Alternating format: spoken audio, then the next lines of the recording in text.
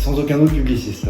Dès le début publiciste, dès mes premiers cours de droit constitutionnel et droit administratif.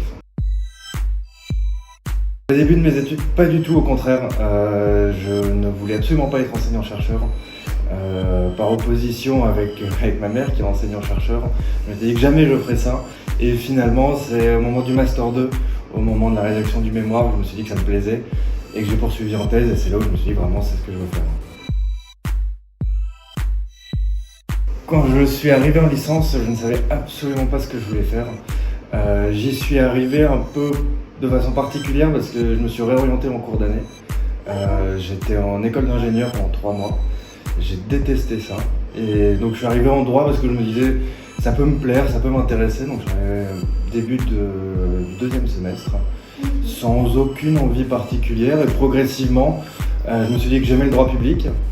Donc j'ai éliminé le droit privé. Et après, progressivement, je me suis dit que j'aimais bien la recherche, que j'aimais bien écrire. Donc je me suis orienté vers le métier d'enseignant-chercheur.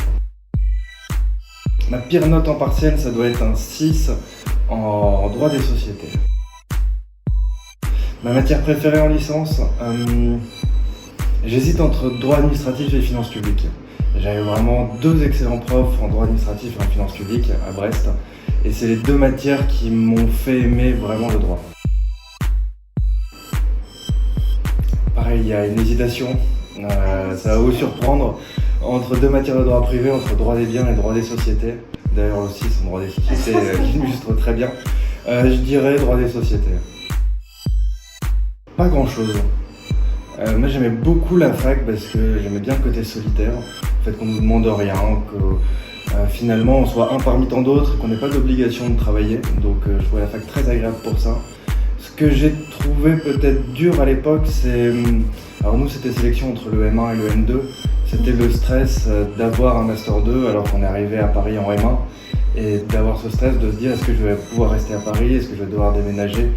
Donc je dirais oui, le stress d'avoir le Master 2 qu'on voulait.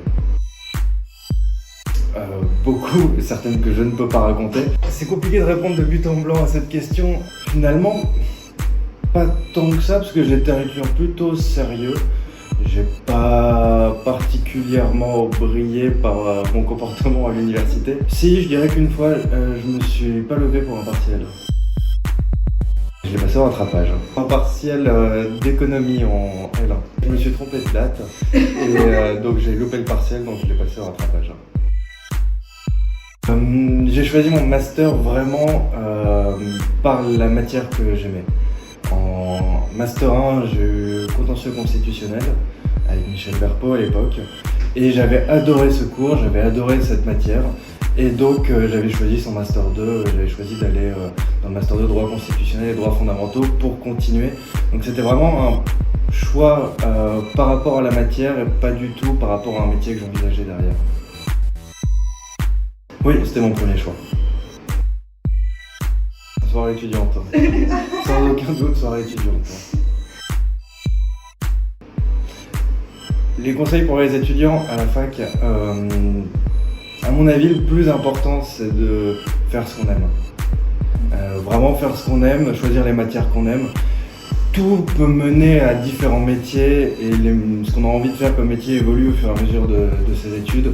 Donc ne pas se stresser, à se dire si en ce moment je veux faire ça, il faut absolument que je réussisse ce master-là, et pour réussir ce master-là, il faut absolument que je réussisse cette matière-là. Je dirais vraiment se faire plaisir, choisir les matières qu'on aime, profiter aussi de la fac, parce que c'est un moment où on a du temps, on peut profiter, faire plein de choses, sortir, profiter d'être à Paris, de l'ensemble du culturel, avoir moins de 26 ans pour aller faire les musées gratuitement. Donc moi je dirais surtout profiter et faire ce qu'on aime, faut pas s'embêter pendant ses études, ça n'a pas d'intérêt, quitte à se réorienter, quitte à changer, faire 2 Master 2, il n'y a vraiment aucune obligation, et perdre un an, ça n'a pas grand chose à ce moment-là, donc moi je dirais vraiment ça, se faire plaisir.